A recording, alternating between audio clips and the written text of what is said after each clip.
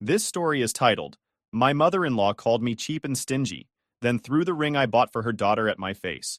So I called off the engagement, and she is desperate to reconcile. Hi Reddit, before I start my disastrous story, let me give you some background first. I, 27 male, grew up in a middle-class household where financial stability wasn't just a goal, it was a necessity. My parents taught me the value of saving, and I carried that lesson into adulthood. I met Grace, 25 female, 2 years ago, at a barbecue hosted by a mutual friend. I was there because my buddy Ethan wouldn't stop nagging me to get out of the house more. I wasn't expecting much. Maybe a burger, a couple of awkward conversations, and heading home early. But then I saw Grace. She wasn't the loud, center of attention type. She was sitting at the edge of the yard, sketching something in a notebook. I walked over, asked what she was drawing, and we started talking. She had this calm energy that was so different from the usual look at me type of people I'd met before. One thing led to another, and by the end of the night, we'd exchanged numbers. We clicked almost immediately. Grace was sweet, creative, and had this way of making the smallest things feel meaningful. She'd tell me about her favorite art projects, the way she wanted to open her own studio someday, and all these little dreams that made her eyes light up. I loved listening to her talk about it all. But early on, she brought up her mom. She's kind of intense, Grace said one night when we were grabbing dinner. How intense? I asked, kind of joking, but not really. Grace sighed. She just has really strong opinions about everything. My job, my friends, my clothes. She means well, though. She just wants me to do well. I didn't think much of it at the time. Everyone has family quirks, right? But when I met Linda, her mom, I realized this wasn't just some quirky mom who got a little too involved. This was a full-blown control freak. Linda was polite the first time we met, but it felt fake, like she was sizing me up. She asked about my job, I work in tech, where I went to school, and then immediately asked, "What's your long-term plan?" I'm planning to grow in my role and maybe start my own company one day, I said, trying to sound confident. She raised an eyebrow, gave Grace this look, and said, "Well, stability is important. Grace deserves someone who can provide." That rubbed me the wrong way, but I let it go. Grace seemed nervous, and I didn't want to make things awkward. As time went on, though, I started noticing how much control Linda had over Grace's life. Grace had always wanted to be an artist, but Linda had pushed her into accounting because art doesn't pay the bills. Grace hated her job, but anytime she talked about quitting or pursuing art, Linda would guilt her with, "After everything I've done for you, this is how you thank me." It wasn't just her career either. Linda had opinions about everything. Grace's clothes, the food she ate, even how she wore her hair. If Grace bought a dress Linda didn't approve of, she'd make comments like, "You really think that flatters you?" What bothered me the most was how Grace would just take it. She never stood up to her mom, always brushing it off like she's just old-fashioned or she doesn't mean it like that. At first, I tried to be supportive. I'd tell Grace she didn't need to let her mom control her, that she was smart and capable enough to make her own choices. Grace would nod and thank me, but nothing ever changed. The longer we dated, the more I started feeling like Linda wasn't just controlling Grace's life. She was starting to influence our relationship too. Linda had this way of making me feel like I wasn't good enough, even when she wasn't directly saying it. She'd make comments like, "It's nice that you're doing okay for yourself," or, "Tech is so unpredictable, isn't it?" Grace never said anything when her mom made these comments. She'd just give me this apologetic look like, "I know she's being a pain, but what can I do?" One time, we were at dinner with her parents, and Linda started talking about how men should always provide, and how she was lucky Grace's dad had real ambition. I could feel my face heating up, but Grace just sat there quietly, not saying a word. Later, I brought it up. "Why don't you ever say anything when your mom talks like that?" "She's just like that," Grace said. "It's not worth the argument." It frustrated me, but I didn't push too hard. I loved Grace, and I figured maybe this was just something we'd deal with over time. But looking back, I think that was the first crack in the foundation. The truth is, Linda's control over Grace wasn't just a problem for her. It was starting to become a problem for us. And the more I tried to ignore it, the harder it became to see a future where Linda wasn't pulling the strings. Still, I held on to the hope that things could get better. I thought maybe if I showed Linda how serious I was about Grace, she'd ease up.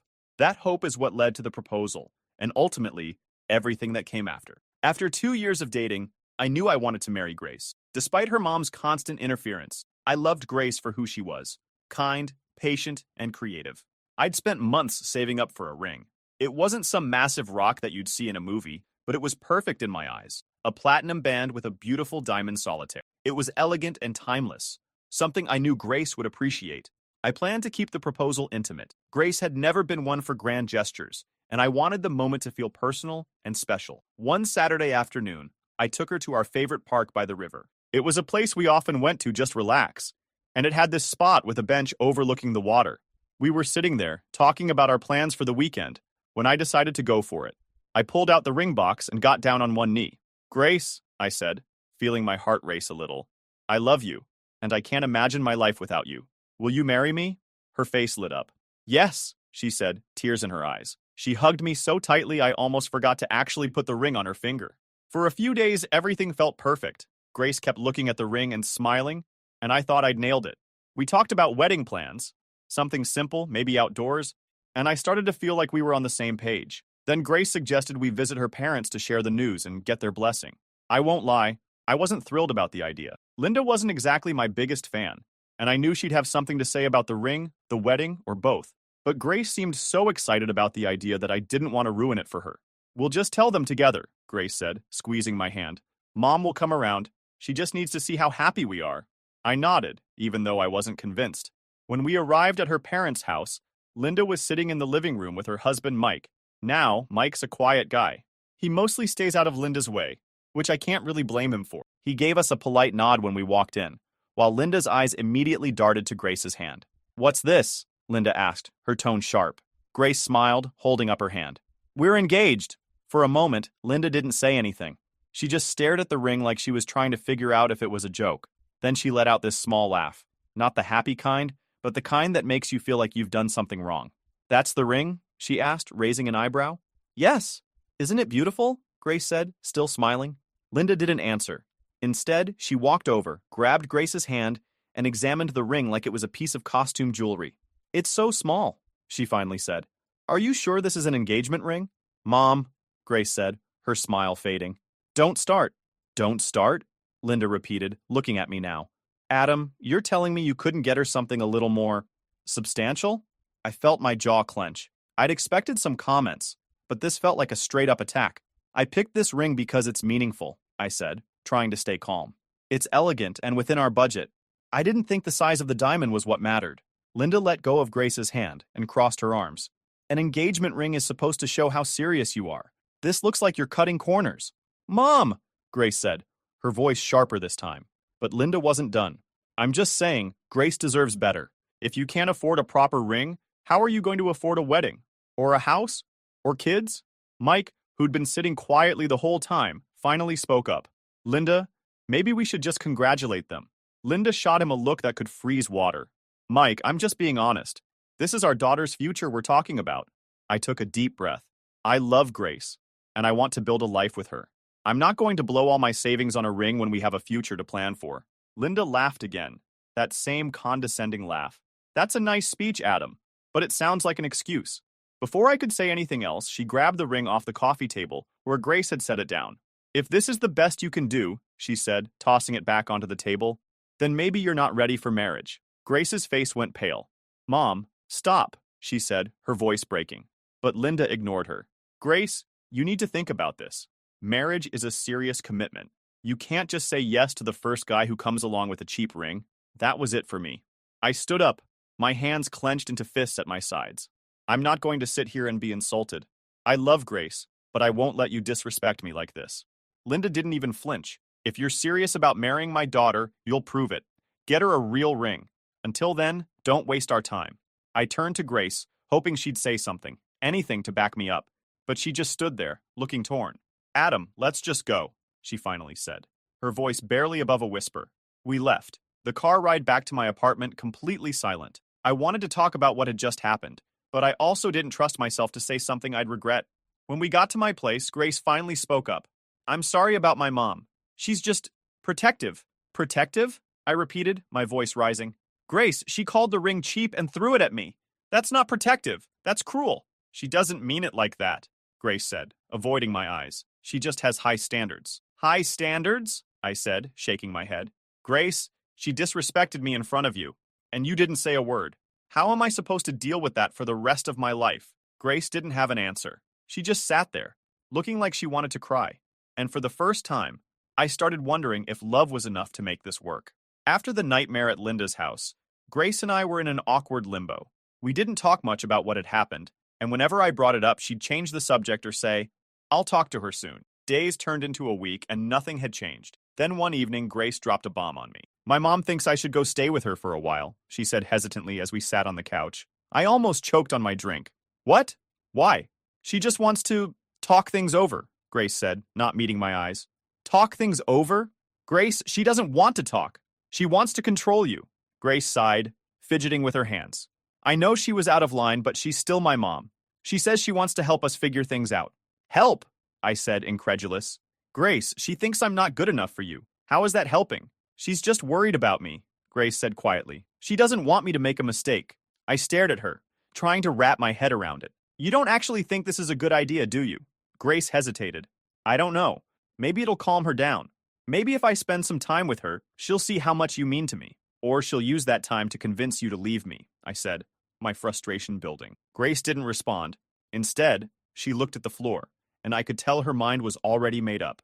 The next day, she packed a small bag and left for her parents' house. She said it was just for a few days, but I couldn't shake the feeling that Linda had gotten exactly what she wanted. At first, Grace texted me like everything was fine. "Mom's being nice," she wrote one evening. "She's not bringing up the ring or the fight." I didn't believe that for a second. Linda was many things, but letting things go wasn't one of them. Sure enough, a couple of days later, Grace's messages started to change. She was still polite, but she sounded distant. When I asked how things were going, she'd say things like, "Mom's just worried about us," or "She thinks we need more time to figure things out." What bothered me most wasn't just Linda's interference. It was Grace's willingness to go along with it. I knew she didn't agree with her mom deep down, but she never pushed back. It was like Linda had this invisible leash on her, and no matter how much Grace wanted to break free, she couldn't. One night, Grace called me from her parents' house. She sounded nervous, almost like she didn't want to be having the conversation. "Adam," she began, "Mom thinks we should slow things down." "Of course she does," I said bitterly. "What exactly does slow things down mean?" "She just thinks we rushed into the engagement," Grace said. "She thinks maybe we should take some time apart and figure out if we're really ready for marriage." I felt my stomach drop. "Grace, is this what you want, or is this just your mom talking?" She hesitated. "I don't know. I think maybe we do need some time. Things have been so stressful lately, and I don't know." "Of course things are stressful," I said, trying to stay calm. "Your mom's been stirring the pot since the day I proposed, and instead of shutting her down, you're doing everything she says." "That's not fair," Grace said, her voice trembling. "She's just trying to protect me." "Protect you from what?" I snapped. "From being happy? From having a life outside of her control?" Grace didn't respond. After a long pause, she said, "I just need a little more time to think." I couldn't believe what I was hearing. "Fine," I said finally. The next few days were quiet. Grace barely texted, and when she did, it was short and vague. I could feel the distance growing between us, and I knew Linda was behind it. One night, I got a call from Ethan, the same friend who'd introduced me to Grace. He'd heard about the fight from one of Grace's friends. "Man, I hate to say it," Ethan said, "but it sounds like her mom's trying to sabotage this whole thing." "Yeah, no kidding," I said. "What are you gonna do?" he asked. "I don't know," I admitted. "I love Grace, but I can't keep fighting her mom for control of our relationship. And it's not like Grace is standing up for me." Ethan was quiet for a moment. "You gotta figure out if Grace is really on your side, man. If she's not, then what's the point?" He was right, but it wasn't that simple. I wanted to believe Grace would come around, that she'd see what her mom was doing and finally stand up to her. But the longer she stayed at her parents' house, the less I believed that would happen. A few days later, Grace called me again. I didn't respond right away. When she finally spoke, her voice was small. "I don't know if I did the right thing by taking a break. I don't know what else to do." Her words hit me harder than I expected. Grace didn't know what to do because she'd spent her whole life being told what to do. Linda had made every major decision for her. And now, when it really mattered, Grace couldn't break free. "Grace," I said, my voice softer now, "I love you, but I can't marry someone who lets their mom control their life. I need you to choose, me or her." The silence on the other end of the line was deafening. "I need time," she finally said. "Take all the time you need, but don't expect me to wait around while your mom decides how our relationship should go." We hung up, and I sat there, staring at my phone, wondering if I'd just ended things for good. Deep down, though, I knew the truth. Linda had already done that for us. A week after Grace told me she needed time, I hit my limit. The silence between us had stretched so long, it felt like we weren't even a couple anymore. Every day that passed, I couldn't stop thinking about how Linda had completely taken over. Grace wasn't acting like the woman I fell in love with. She was acting like a puppet, and Linda was pulling the strings. Then Grace texted me. Can we talk tonight? Mom says we should all sit down and figure this out. I stared at my phone, dumbfounded. The nerve of Linda to insert herself into a conversation that should have been between Grace and me. I fired back, this isn't about your mom, it's about us. I'll come by, but only because I need to say my piece. That evening, I drove to her parents' house feeling equal parts angry and defeated. I wasn't sure what I was walking into, but I knew one thing. I wasn't going to let Linda talk to me like she had before. When I arrived, Grace was waiting by the door. She looked nervous, wringing her hands like she was trying to hold herself together. Thanks for coming, she said quietly. Let's just get this over with, I replied, walking past her into the living room. Linda was sitting on the couch like she owned the world, with Mike beside her, looking like he wanted to be anywhere else.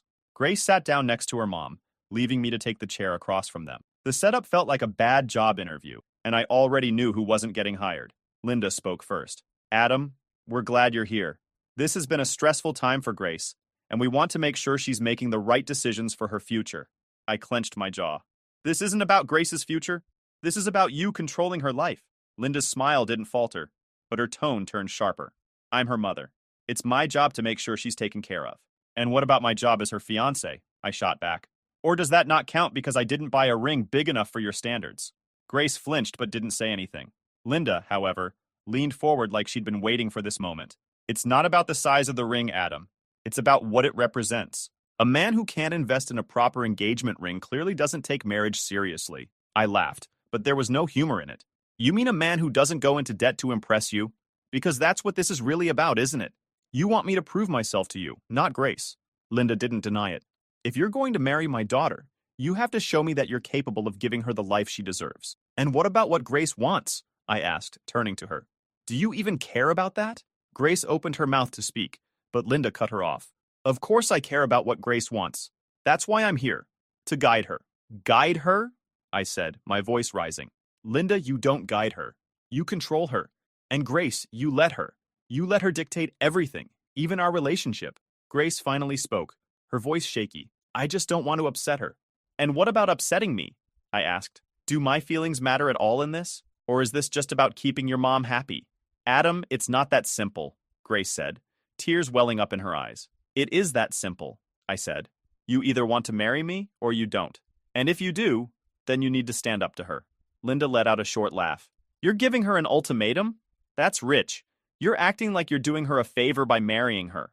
I'm not giving her an ultimatum, I said, glaring at Linda. I'm giving her a choice. Either she chooses me and our future together, or she chooses to stay under your thumb. But I won't be part of this toxic dynamic anymore. The room went silent. Mike looked like he wanted to crawl under the couch, and Grace looked like she was on the verge of breaking down. Linda, however, stayed calm. Grace, Linda said, turning to her daughter, you need to think about this carefully. Marriage is a big decision, and it's clear Adam isn't ready to make any concession. Stop talking for her, I snapped. Grace, this is your decision. What do you want? Grace looked at me, then at her mom, then back at me. Her lips trembled as she said, I don't know. Those 3 words hit me harder than I expected. I realized then that Grace wasn't going to choose me, not because she didn't love me, but because she didn't know how to stand up to her mom. I think we're done here, I said, standing up. Grace, I love you, but I can't keep fighting this battle alone. You need to figure out what you really want, without your mom telling you what to think. Adam, wait, Grace said, grabbing my arm. I just need more time. I shook my head. You've had time, Grace, and all it's done is push us further apart. Linda stood up, her expression smug. Well, if you're leaving, don't expect to come crawling back when you realize you've made a mistake. I turned to her, my voice steady. The only mistake I made was thinking I could win Grace's love without your interference. I'm done playing this game, Linda. I hope one day Grace realizes how much damage you've done. I walked out without looking back, my heart heavy, but my mind clear. For the first time in weeks, I felt like I'd taken back control of my life. Whether Grace chose to stay under Linda's thumb or not, I knew I couldn't let myself be dragged down by her mother's toxicity any longer. The next morning, my phone started buzzing. Grace texted me a long message apologizing, but it wasn't the kind of apology I needed. It was full of excuses. I'm sorry you felt that way. And Mom didn't mean to come off so harsh. She even wrote, I just need time to get her to understand where we're coming from. Where we're coming from. There was no we in that room last night. It was me versus her mom, with Grace sitting on the sidelines. I didn't reply right away. Honestly, I didn't know what to say. Part of me wanted to tell her to stop trying to fix things if she wasn't willing to take a stand, but another part of me just didn't want to deal with it anymore. By the afternoon, Grace was calling. I let it ring. She left a voicemail, her voice shaky. Adam, please call me back. I want to talk about last night. I know things got heated, but we can work through this. I know we can. Could we, though? Every time I replayed the night in my head, all I could see was her silence. I'd stood up for myself, for us, and she just sat there letting her mom dictate the terms of our relationship. The days that followed felt like a blur. Grace kept trying to reach out, alternating between apologizing and justifying her mom's behavior. She'd text things like, "Mom just wants the best for me," or "She's always been like this, but she'll come around." But I wasn't buying it. Linda wasn't going to come around. She'd spent Grace's entire life controlling her, and Grace let her because it was easier than standing up to her. One evening, Ethan came over to check on me. He'd heard bits and pieces of what had happened from our mutual friends, and he wanted to get the full story. "So, you really called off the engagement?" he asked as he plopped onto my couch. "Yep," I said, handing him a beer. "I couldn't do it anymore. Her mom was running the show, and Grace wasn't even trying to stop her." Ethan raised an eyebrow. "You sure Grace wasn't just caught off guard? Maybe she needed more time to figure things out." "That's the thing, though," I said, sitting across from him. "This isn't new. Her mom's been controlling her forever, and Grace just lets it happen. She doesn't push back. She doesn't even try. How am I supposed to marry someone who can't stand up for me? Or herself?" Ethan nodded slowly. "Yeah, that's rough, man. But you really think it's over? You guys were solid before all this." "Were we, though?" I asked. "Or was I just ignoring the red flags because I loved her?" He didn't have an answer for that. And honestly, neither did I. A few days later, the rumors started. I got a call from a friend of mine, Sarah, who's also friends with Grace. "You know Linda's been talking about you, right?" Sarah said, her voice low like she was sharing a secret. "Of course she is," I said, rolling my eyes. "What's she saying now?" "She's telling people you're too cheap to provide for Grace, and that you embarrassed her family by walking out," Sarah said. "She's making it sound like you're some broke loser who bailed on Grace because you couldn't handle the pressure." I laughed, but it wasn't because it was funny. Of course she is. Linda can't accept that someone would actually stand up to her. She has to make me the bad guy. "Honestly, some people are seeing through it," Sarah said. "Everyone knows how controlling Linda is. But I thought you should know what's going around." "Thanks, Sarah," I said. "I appreciate it." When I hung up, I felt a mix of anger and exhaustion. Linda wasn't just ruining Grace's life. She was trying to ruin mine too. But the more I thought about it, the less I cared. Let her talk. I wasn't going to waste my energy fighting a battle I'd already walked away from. A week later, Grace showed up at my apartment unannounced. When I opened the door, she looked like she'd been crying. "Can we talk?" she asked, her voice small.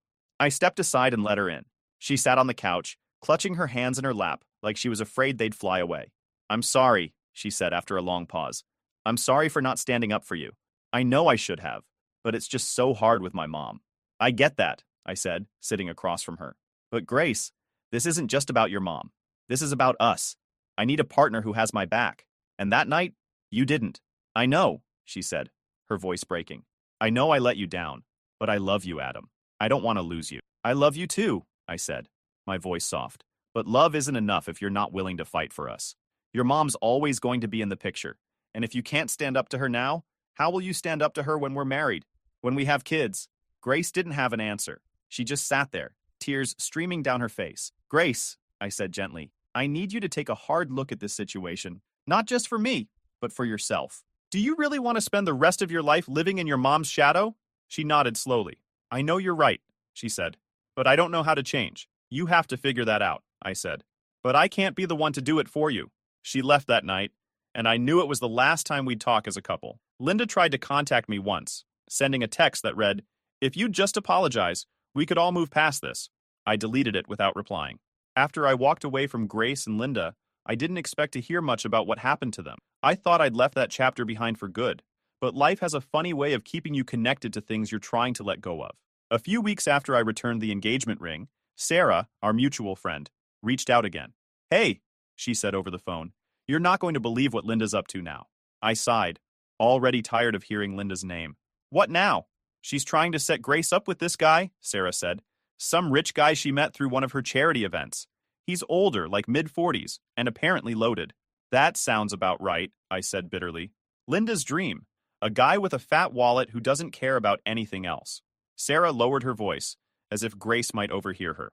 "Grace isn't into it, though. She's been telling Linda she doesn't want to meet him, but you know how Linda is. She won't take no for an answer.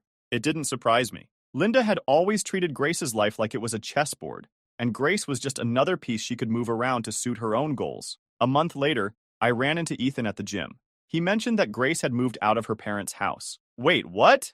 I asked, dropping the weights I'd been holding. Yeah, apparently Linda kicked her out, Ethan said. I couldn't believe it. She kicked her out? Why? From what I heard, Grace finally put her foot down about that rich guy Linda wanted her to date, Ethan said. She refused to even meet him, and Linda flipped out. Told her if she wasn't going to listen, she wasn't welcome in the house anymore. Wow, I said, shaking my head. I mean, I knew Linda was controlling, but that's next level. Ethan shrugged. Honestly, it might be the best thing that's ever happened to Grace. At least now she has to figure things out on her own, without Linda breathing down her neck. I wanted to agree, but a part of me felt sorry for Grace. She'd spent her entire life trying to please her mom, only to get tossed aside when she didn't fit into Linda's plans anymore. Over the next few weeks, bits and pieces of Grace's new life started trickling back to me through mutual friends. She'd moved into a small apartment downtown and was looking for a new job, something in the art world finally. But it wasn't all smooth sailing. Apparently, Linda wasn't done making things difficult for Grace.